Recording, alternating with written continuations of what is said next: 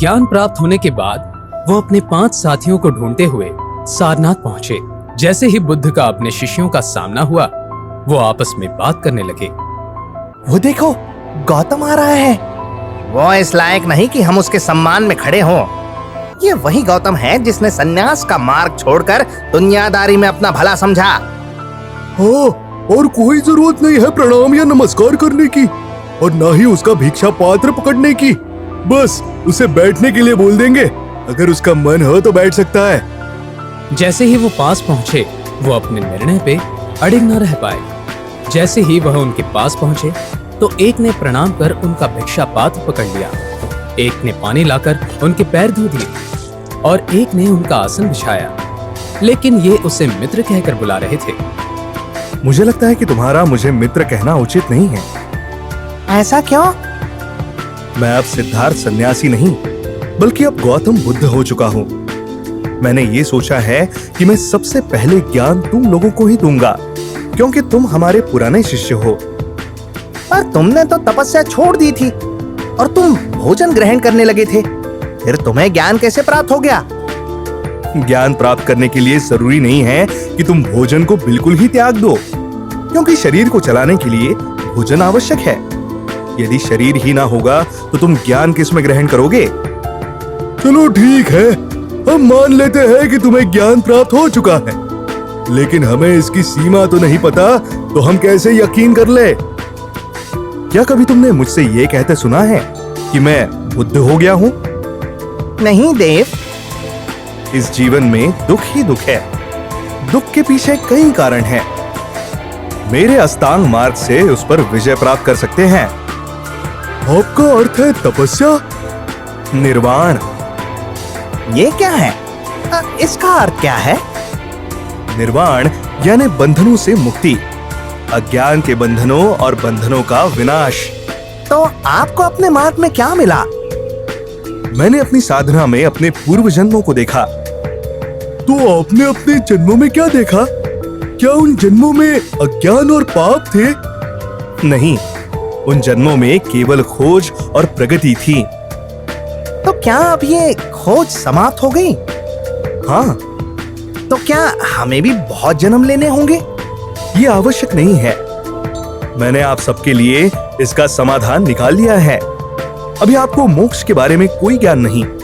आप ये भी नहीं जानते कि ईश्वर क्या है। अच्छा, तो ये मनुष्य क्या है? इसमें ये अहंकार कहाँ से आता है? जीव या आत्मा, जिसे मैं पुद्गल कहता हूँ, पंच तत्वों का मिश्रण है। रूप, वेदना, सामाज्ञा, संस्कार और विज्ञान है। इन सब का मिश्रण अहंकार है, जो अलग अलग चरणों में अलग अलग शरीरों में जन्म लेता रहता है। कोई उदाहरण? उस रथ को देखो, उसके पहिए से छत्र तक कई घटकों का सहयोग है। यदि इनको अलग कर दोगे तो क्या रथ रहेगा? हमें इन दो अतियों को त्यागना होगा, जैसे काम सुख में लिप्त होना और दूसरा शरीर को कष्ट देना। मैंने इन दोनों अतियों के बीच का मध्यम मार्ग खोज निकाला है, जो लोगों को ज्ञान देगा, शांति देगा और दृष्टि देने वाला है। ये मध्यम मार्ग 8 अंगों वाला है, जैसे ठीक दृष्टि, ठीक संकल्प, ठीक वचन, ठीक स्मृति, ठीक प्रयत्न, ठीक जीविका और समाधि। हम आपकी बातों से सहमत हैं। कृपया हमें अपनी शरण में ले लीजिए प्रभु। अब मैं यहाँ सारनाथ में अपने धर्म चक्र की स्थापना कर रहा हूँ। ये धर्म चक्र गतिमान होकर गांव-गांव, नगर-नगर में पीड़ित मानव जाति को मुक्ति प्रदान करेगा। ये धर्म चक्र क्या है? इस धर्म चक्र का केंद्र रहस्यमय सच्चाई है। साहस, जागरूकता और इंद्रियों पर नियंत्रण और समाधि इसका घेरा है। हर दुख इसका कारण है। यही अष्टांग मार्ग है, यही मेरा मार्ग है।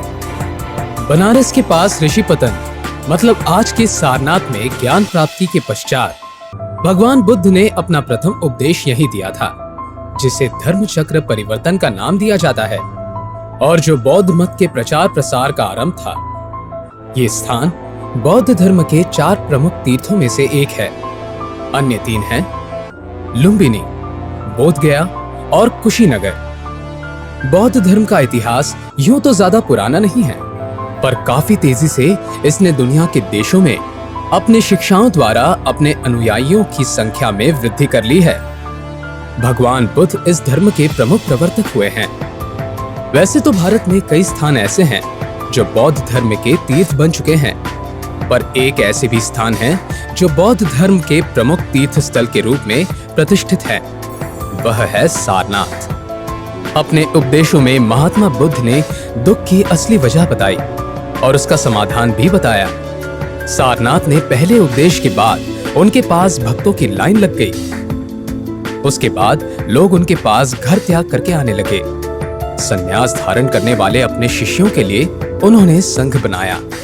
संन्यास के साथ ही सिद्धार्थ ये समझ चुके थे कि संन्यास का रास्ता सबके लिए सहज होना चाहिए, ना कि किसी एक वर्ग के लिए सीमित होना चाहिए। इसीलिए संघ का दरवाजा उन्होंने सबके लिए खोल दिया था। किसी व्यक्ति का धर्म जन्म से नहीं बल्कि उसके कर्म से निर्धारित होना चाहिए। अगर वो ब्राह्मण वाले कार्य कर रहा है तो वो ब्राह्मण है, अगर नहीं कर रहा है तो नहीं है। और ये एक व्यक्ति के कर्म पे निर्धारित होना चाहिए।